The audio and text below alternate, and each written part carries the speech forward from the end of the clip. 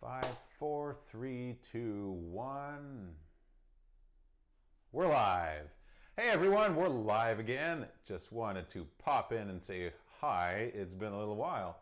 And we're going to look at a Haydn Sonata right now. This is an E major Haydn Sonata, Hoboken 1631.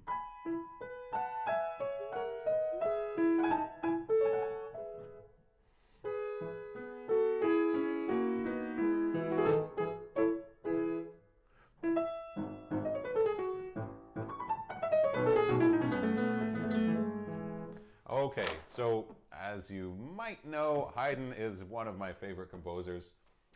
This is a piece that, okay, I don't really know. Yeah, I've looked at it a little bit, started teaching it. And, you know, it's so funny preparing these live videos for you. Sometimes I take pieces that I really know and I work on a lot. And sometimes, like in this case, we just go out of the blue. And I feel like this is somehow more fun and as productive as when it's something that I really know. So, okay, so let's have a look at this Haydn. And what I want to talk to you a bit today is also the way that Haydn needs to be played and classical music in general. He's a great example of classical music being played a little differently, much differently than you would play Chopin and Rachmaninoff. There's something spontaneous in this music.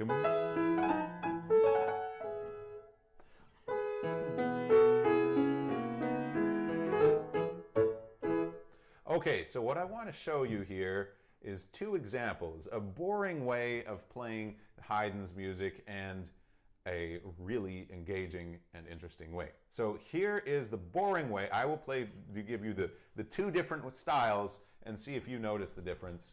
I'm going at one thing specifically, okay? We're working on one specific thing. So here is the boring one.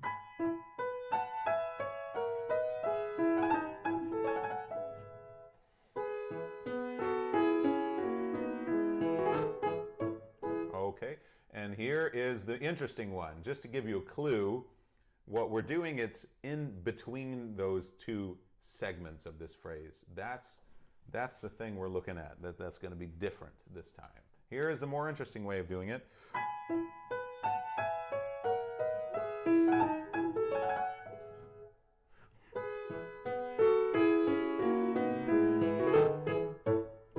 Okay. So, did you notice the difference? All right. Where did we specifically do something different? Was here. That was our boring way. Let's not say boring. I would rather say inappropriate. Okay.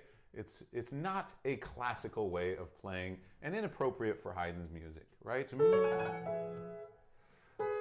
do that. Much better. Oh my goodness. Minka, you leave that alone. We have some doggy problems here. Okay, so here is the boring way again. We go like this. And the interesting way is like that. Right, so the difference is, in one, it's very predictable. If you go and you breathe kind of like this, it's very predictable that you're going back to here.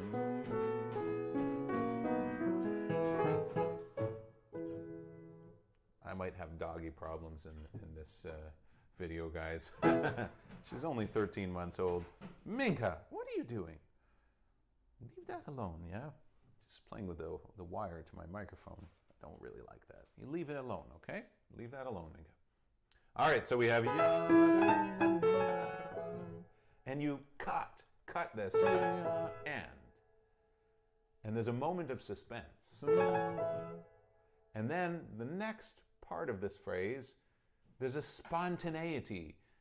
There should be a spontaneity in the way you start it up, right? So suspense.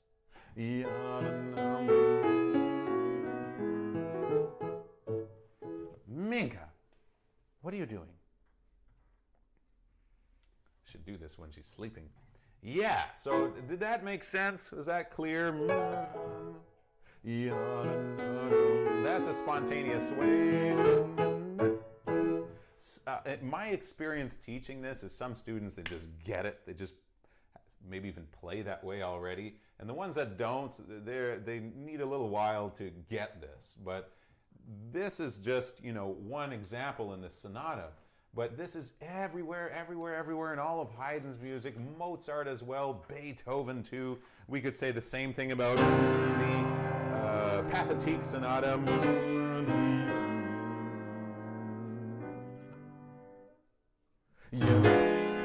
There's a spontaneity that's necessary there. Very necessary. We need that spontaneity. And this music by Haydn is plastered with it. Every few bars we have that little silence. Okay? All right, let's move on. Just know that also, if you play the Haydn sonatas, the universal Urtext edition is really the best. I do not have this sonata in that edition, unfortunately.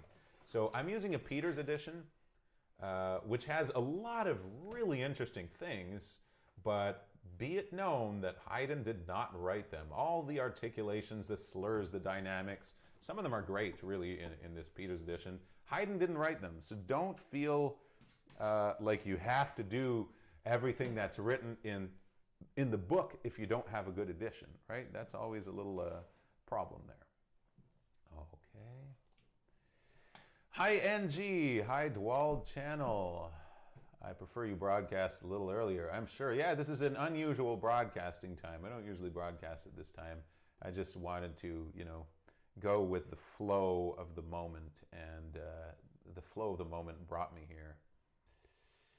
I draw a mystery cloud on the score, Dwald channel says for that. A question mark in a cloud. Okay, I'm not sure exactly what that is that you mean. John Gonzalez, happy evening, stranger. Happy 2021. Yes, happy 2021 to everyone. All right, so yes, so you know, for example, in this score I have is slurred, but I don't think it's in the other edition, so it is more interesting.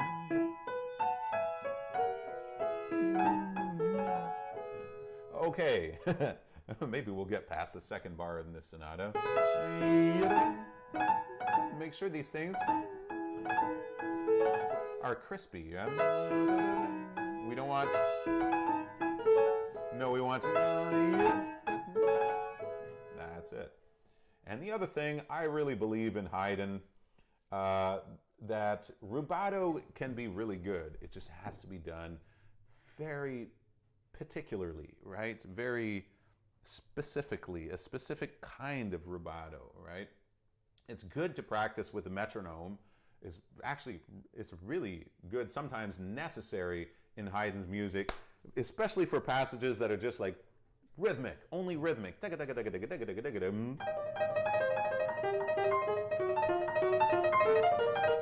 All this kind of stuff, or you know, whatever it is that's really rhythmic, to make sure you're not speeding up anywhere. That's usually the problem. And you speed up, you destroy the pulse, and all the stability and perfection of the music is gone. Now, having said that, there's a huge downside to playing with the metronome, is all the little subtleties in the music. I wouldn't even call them rubato, is not really right. But all those subtleties, you can't really do.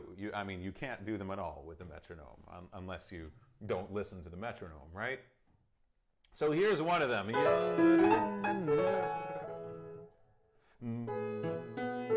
can't do that with a metronome. Do it with the metronome when you start learning it, but at some point it's time to turn it off and do all these subtleties. This was a little slower. And then the silence is a little longer than its actual time, right? So here are the two versions. Here's the metronomic version.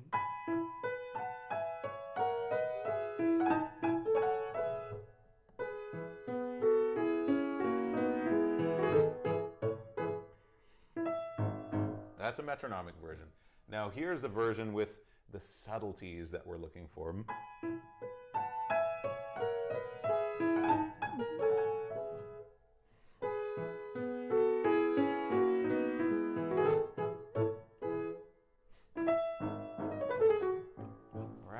very subtle, very subtle.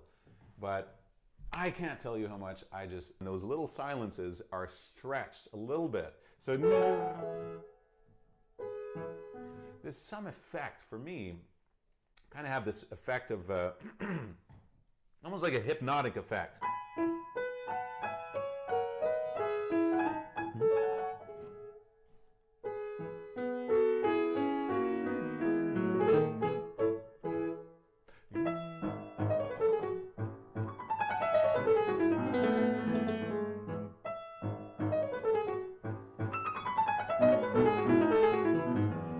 So this music is full of that sort of thing. Let's go through this a little bit. Shape that. So you show not just a boring way, right? Shape everything.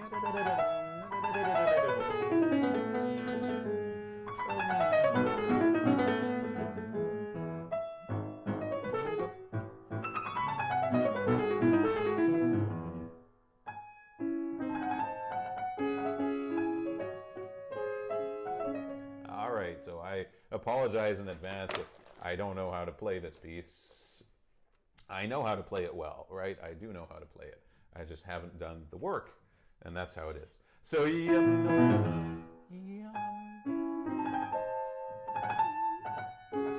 now we have something melodic all of a sudden. This is very rhythmic.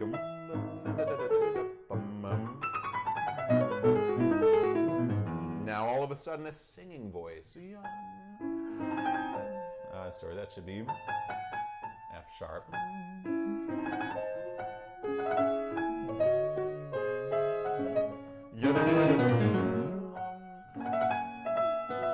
And that singing voice comes back. There's like a little interruption in between. Okay, now here's another example. Bar 9, we don't want to start exactly on time, bar 9. And that's what we don't want to do. We want to avoid that. Stretch that silence. Place the first note of this singing voice.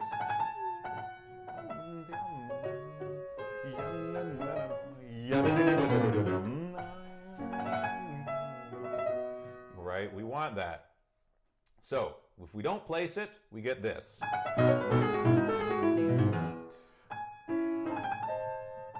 F sharp there. If we do place it, you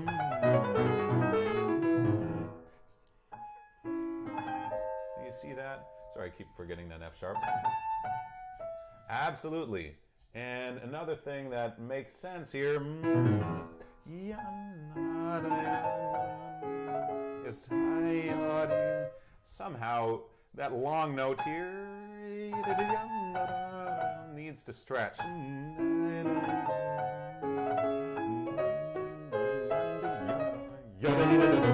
There's our rhythmic thing. And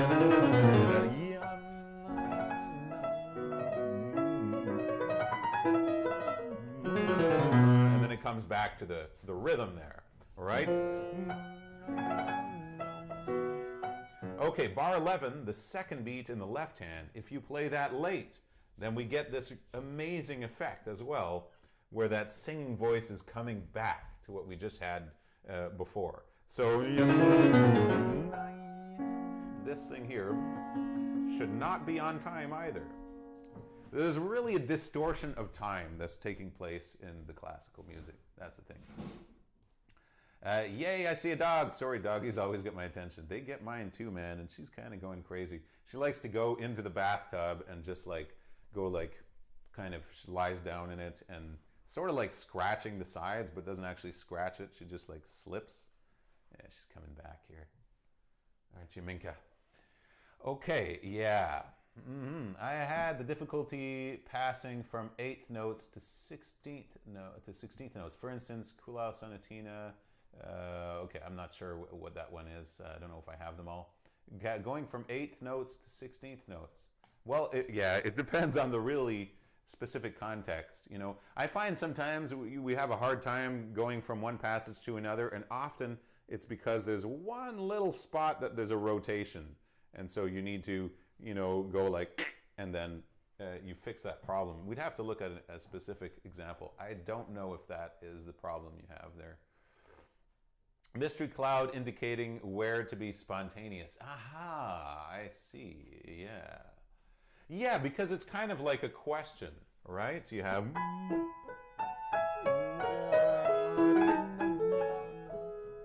It's like a question.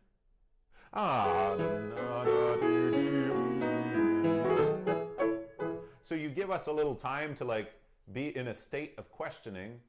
And then an answer comes spontaneously. Yeah, that's a very good way of looking at it, right? A question and answer. Okay, bar 11. We said that left hand second beat, you played a little late. So instead of having this thing on time, we get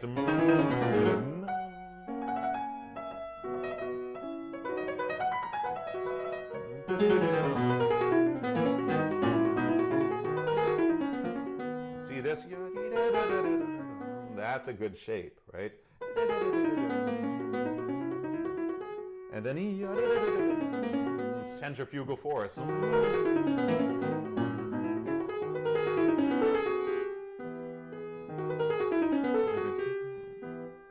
That's really nice. That's chromatisme.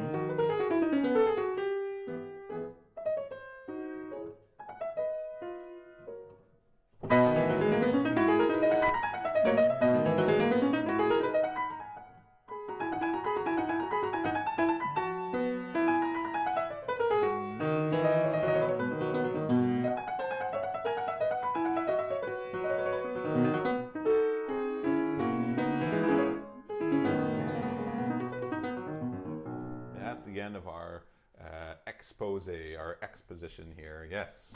Some problems I see sometimes is that when people play this,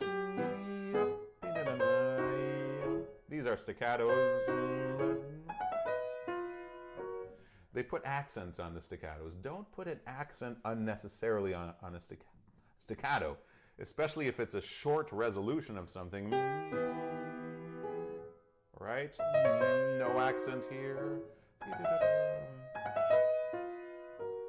And this is good. Take a little time here.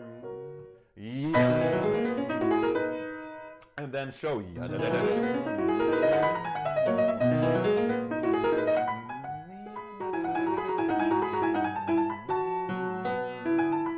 Right? So you show that shape there. That's good. And then here, so it feels more like the hands are answering each other. Sorry.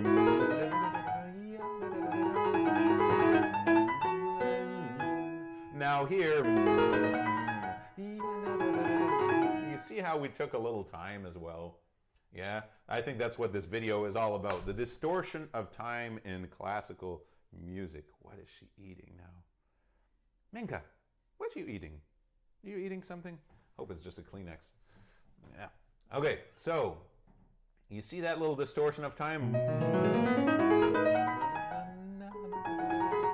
Right? If we don't do it, again, here it is, straight, metronomic version. Right? And here is the more refined version.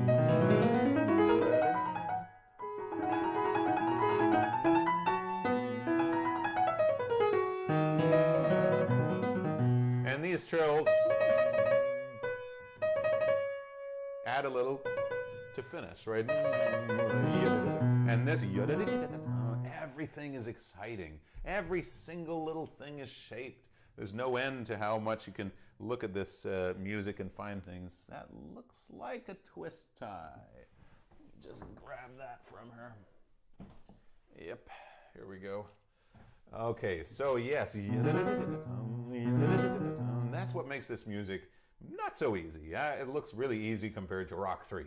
But, you know, it's easier to, there's less notes to learn, that's for sure.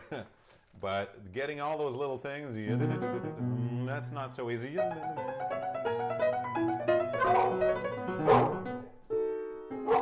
Minka, quiet. Okay, we have to talk about that one.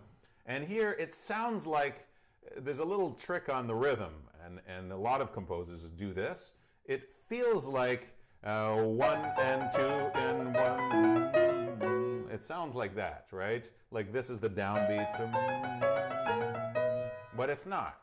So in this case, you have to go a little out of your way to show that, to make sure the listener understands that this is the downbeat and is the pickup.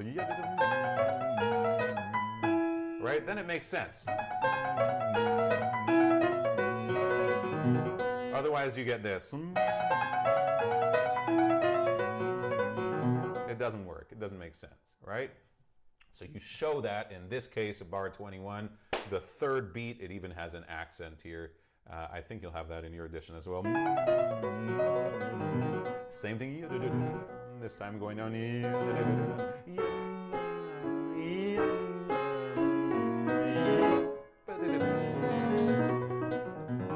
Now here, I love this thing here.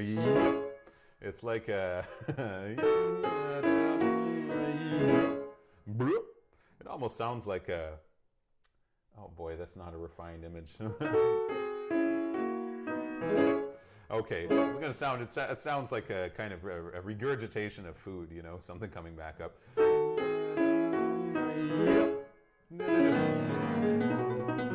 I know, that's not a very refined image I'm giving you. But I got another one for you here. The real thing we want to do here is feel like you have some kind of balloon and you throw it up in the air, and then it falls back down. Right? So we have that feeling of throwing something up and then whoop, it falls back down. If you do this, we don't have that effect. We need... You have to start this soft, right? So we have... See how that feels like you throw it in the air and it falls down? But if you don't start this soft enough, we don't get that effect. We don't have that effect like that, right? Okay, now here's another thing. You know, when you throw a ball in the air, of course you can calculate the time that it's going up and then the time that it's going down. But it doesn't go like up and then back down, right? There's a moment you throw that balloon in the air. There's a moment where it's going up, and it stops, and it's just there for 1 second. It's just floating in the air. It's not going up or going down. You ever notice that? There's a little distortion of time again, right? We're not going to go exactly on time. We'll delay it a little bit, distort the time. So if we don't distort the time, now we distort the time, we get...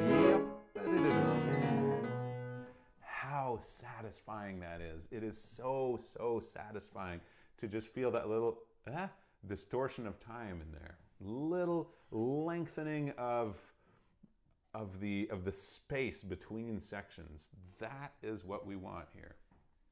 You betcha. What is the method to get used to such rhythmic change in passages? Rhythmic change. You mean changes in the rhythm or changes from something that's melodic to boom, rhythmic, right? As we have here.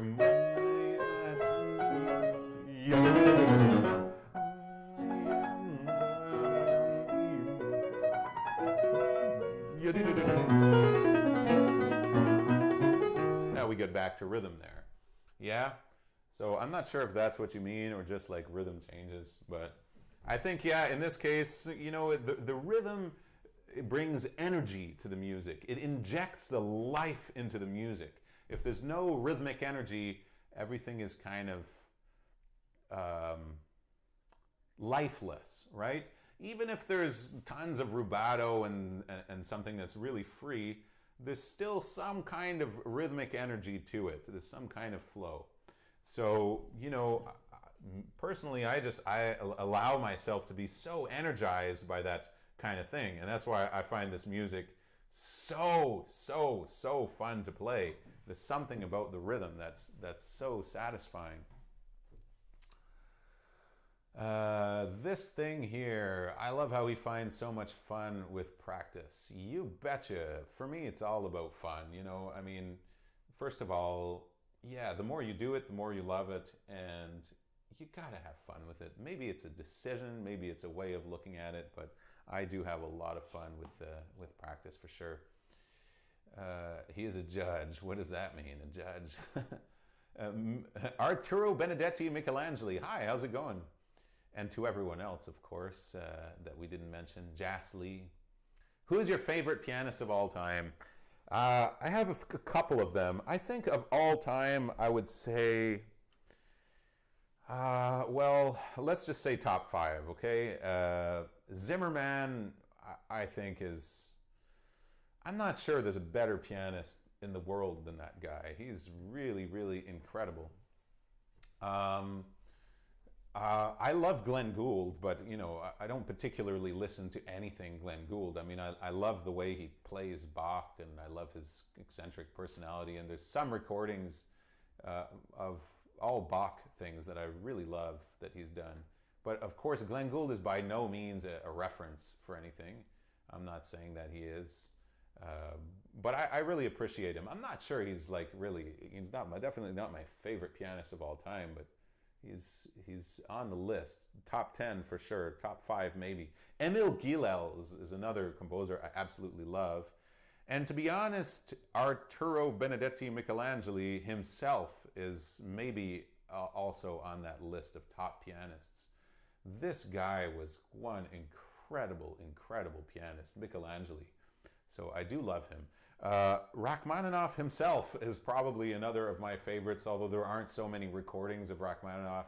You can find a couple on YouTube. Rachmaninoff playing his own concertos, to me, there's really nothing like it. And, you know, we could argue that, you know, he plays them too fast because he had some kind of complex where he thought people all the time would be, he was very insecure. He thought people wouldn't be interested in his music, so he'd play them really fast, you know. Yeah, you're flattered. Great. Yeah, you're the best, man.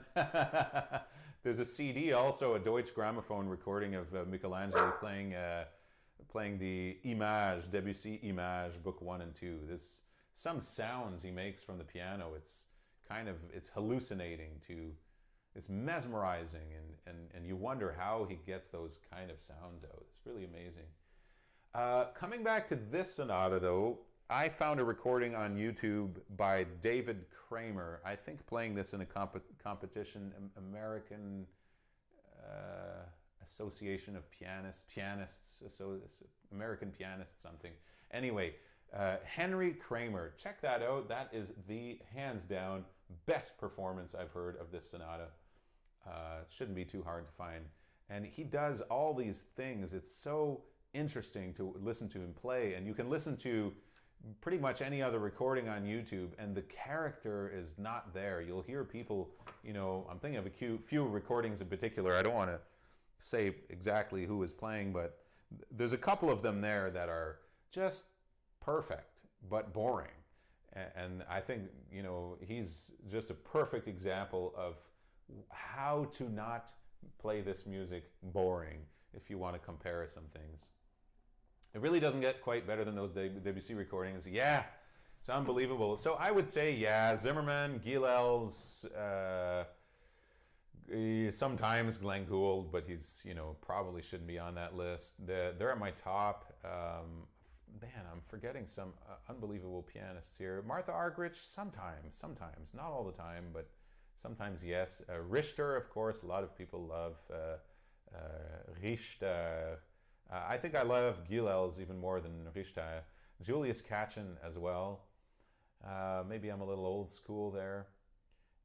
It depends what they're playing, you know. There's a recording of Jean-Yves Thibaudet playing a Ravel Ondine. It's unbelievable. I think it's still on YouTube. Horowitz is not particularly one of my favorites, you know. I understand a lot of people really love him, and that's great. You know, Horowitz is amazing. I mean, he really is, but he never really struck me as like my favorite kind of pianist for some reason.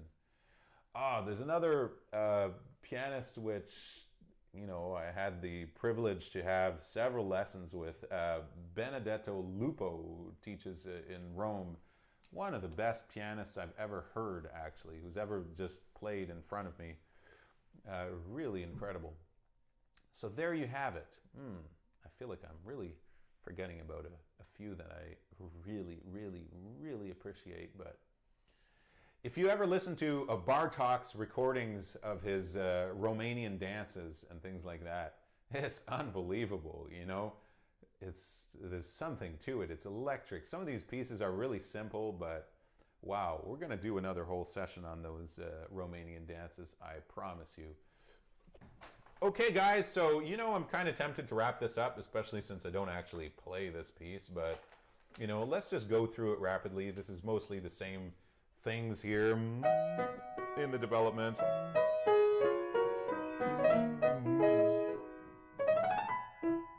So there's another place.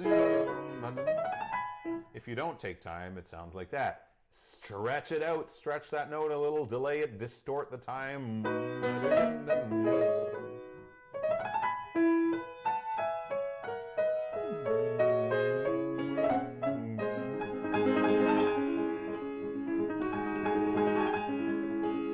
Yeah, here I think we need a little pedal. That's maybe the best way to do that trill. A little bit more here than before. And now we get a little angry, yeah?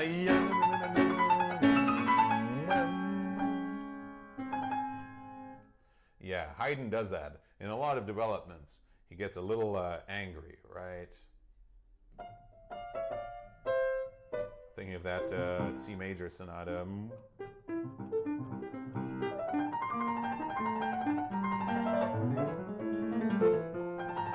There's a few spots there where he also gets a little angry there. Okay, and then okay, are we going to distort the time here, right? But okay, this is bar 33. Look at this. He writes.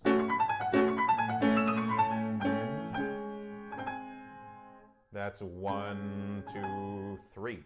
2 quarter notes. So don't lengthen the second one. This is the mistake everyone will make.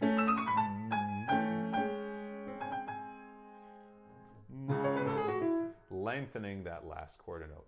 Keep it rhythmic. Use the rhythmic energy. It injects the life in the music. 1, 2, 3, 4. And of course, instead of counting that, you just stretch it. You play this a little bit late without being too late. That's what we want. Everything that's late should never be too late, right? So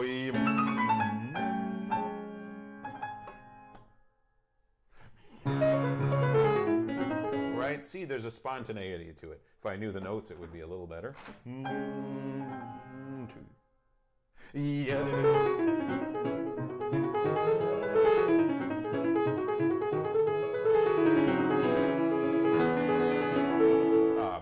This music. Okay, so we got to shape that, right? That's very good. Maybe something different here. See how that, again, we have 1, 2, 3, and the third one is longer and different. We started a little softer and do a crescendo. Almost every composer does this, right? So number 1, number 2 here, number 3.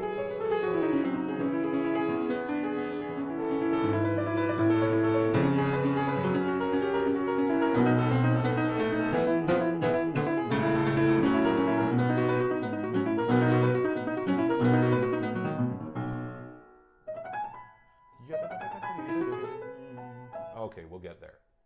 Yeah. So, oh man, that is so fun to play. Oh my goodness.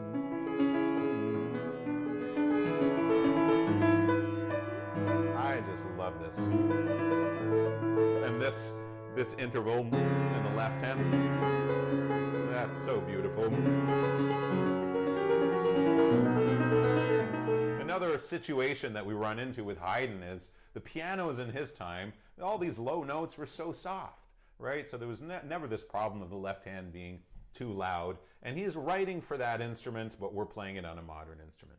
So instead of having, that's overpowering, this left hand in this case is overpowering, right?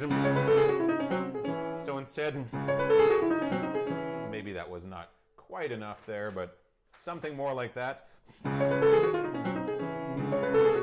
Instead of, we don't want any loud octaves in the left hand, even if it's tempting to do so.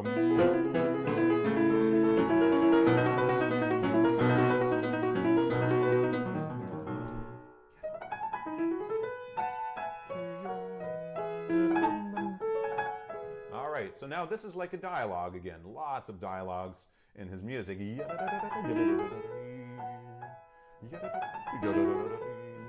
So you want to bring it out like a dialogue and not like this.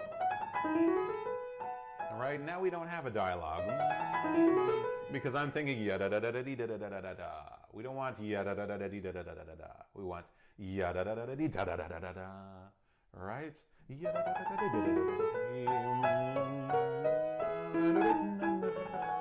Like the beginning, very melodic, chromatic thing here.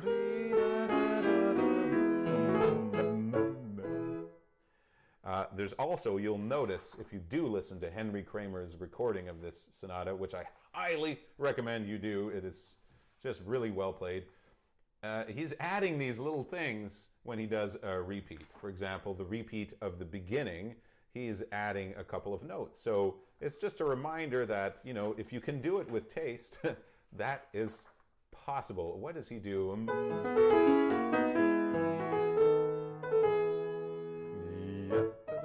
Something like that. I think he does.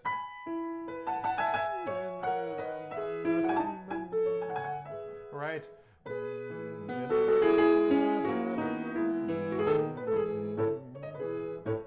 Something like that, you know. So that can be done. I'm a fan of this being kind of staccato, that lower note, and not more puppy. And that's a staccato there. Okay, so this is a slight repeat here.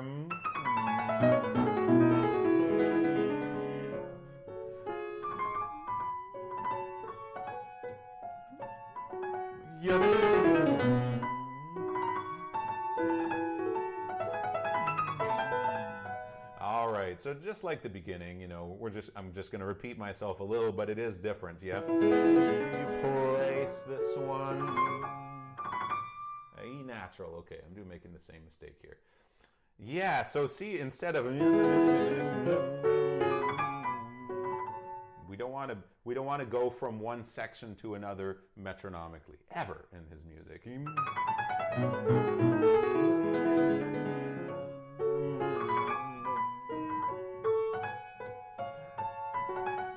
Yes,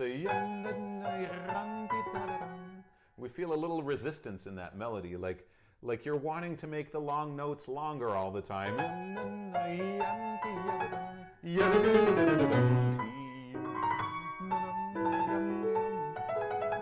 See how the long notes, you make them a little longer. So instead of we have back to rhythm.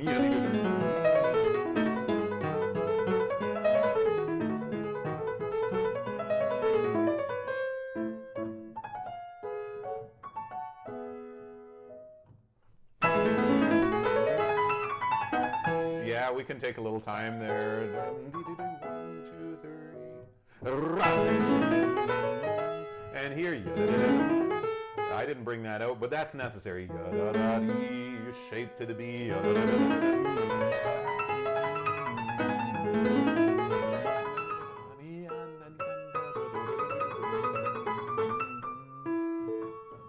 Again, I'm a big fan of taking a little time in those 3 notes, very subtly. Yeah, it shouldn't feel like, it should be barely noticeable. Just feel normal.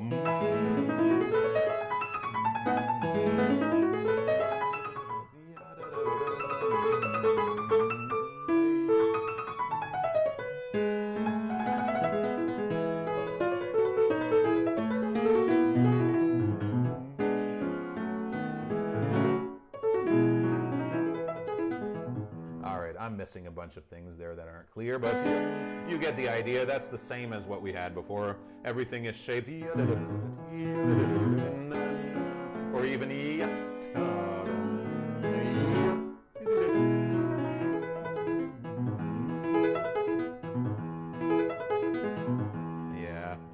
There we have it. So that's the same thing. You throw that ball up in the air, and there's a little delay in time. It stays still, and then falls back down. Yeah,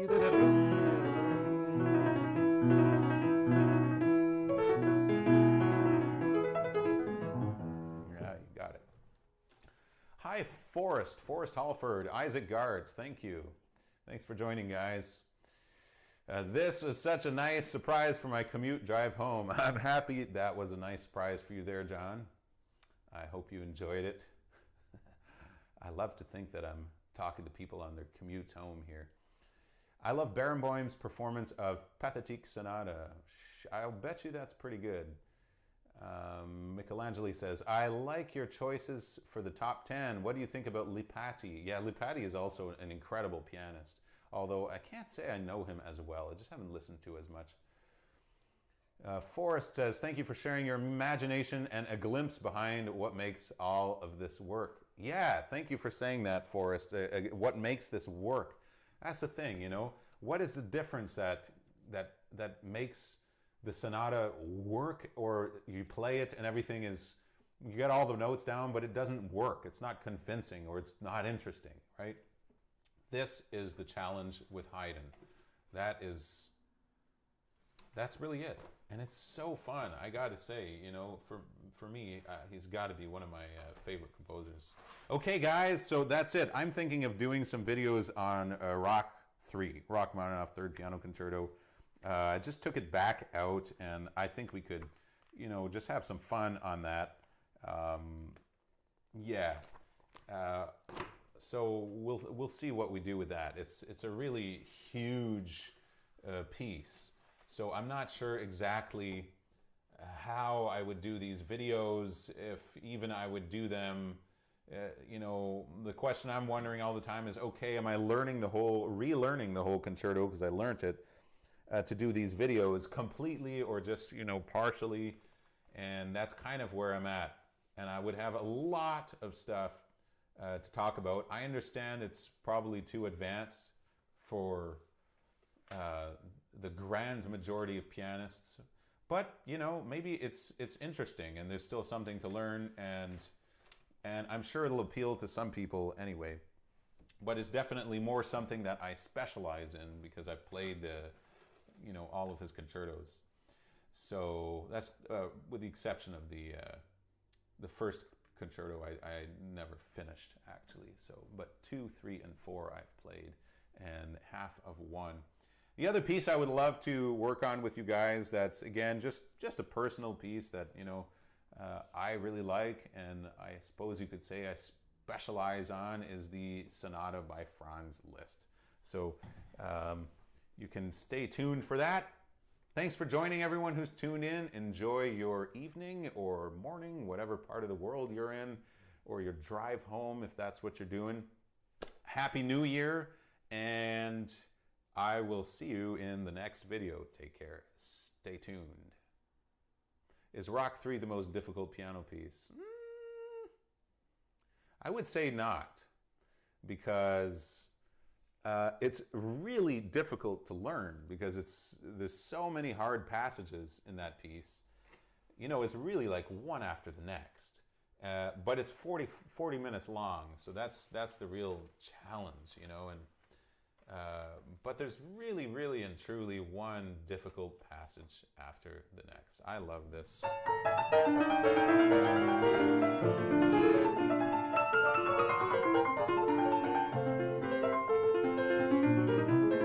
Oh, it's so great, you know. But then you have, of course, that big cadenza.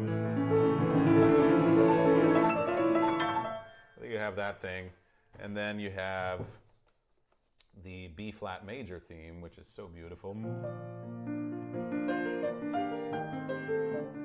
and this part that's so good.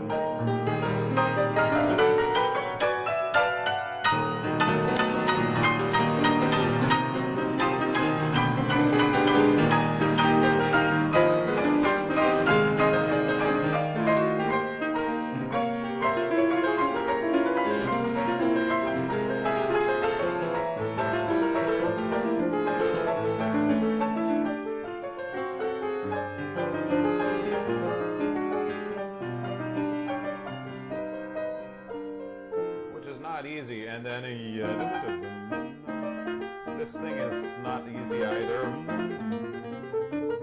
I'm just going to play through the concerto and say every passage is not easy, but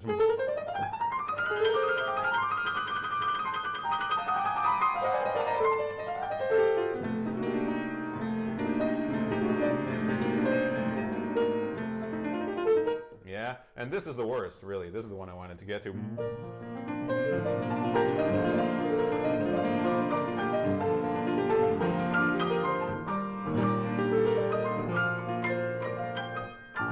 That one is really...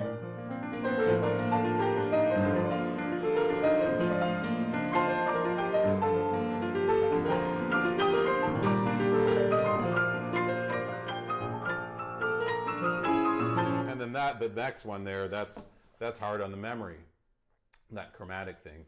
So that's the challenge with Rock 3. It's just, you know, but to finish that question about is it the hardest piece, one thing that I'm noticing with this piece is great, and I've been told that before, I think it's true.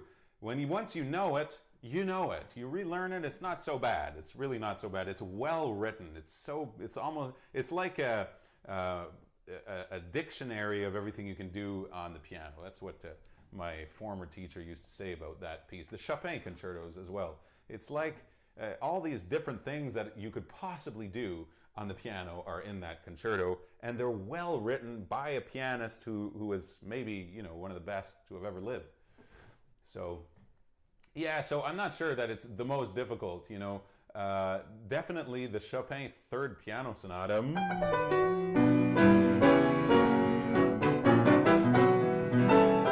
That's also really hard. Sorry for butchering that. Yeah, these things.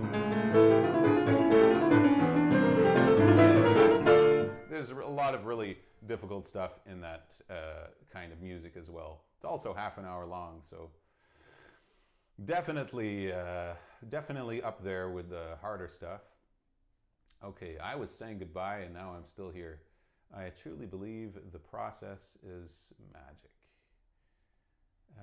Very playable for a lot of folks. Yes, way fun. Someone did say something about fun, having fun, or the humor in Haydn. Anyway, Mozart 21. That's a beautiful one. I'm about to take on Brahms' Variation on a Theme by Paganini, Book 2. Oh, that's so good. I always wanted to learn those, but it's not in my repertoire. Maybe one of these days. Got any tips? I guess take it one thing at a time. You know, that's probably a tip I would say about Rock 3. You'll just end on this, but I undertook the entire piece at once, all 3 movements, and I felt like it took me much longer to learn than if I had really just focused on, let's say, one specific movement at a time, and then, like, obviously keep working it and adding the rest on, because it's, you know, they're really big pieces. You know, these are 40-minute long things. So yeah, that's a good thing to do. There's a few who won't butcher the end of the 4th movement of the Opus 58 Sonata. Oh, the Chopin, the 4th movement. Yeah. Oh, the end is so much fun. Oh my goodness. Absolutely. Yeah, that's great. Yeah, I would love to play that for you all sometime. So there you go. Now you know the scoop, right? I want to look at a lot of really advanced repertoire, and I'm concerned that it might be too advanced for most of the audience, but we're going to do it anyway. Okay, guys, on that note, bye for real. Happy New Year. Happy practicing, and see you in the next video. I hope this was useful for you. Take care.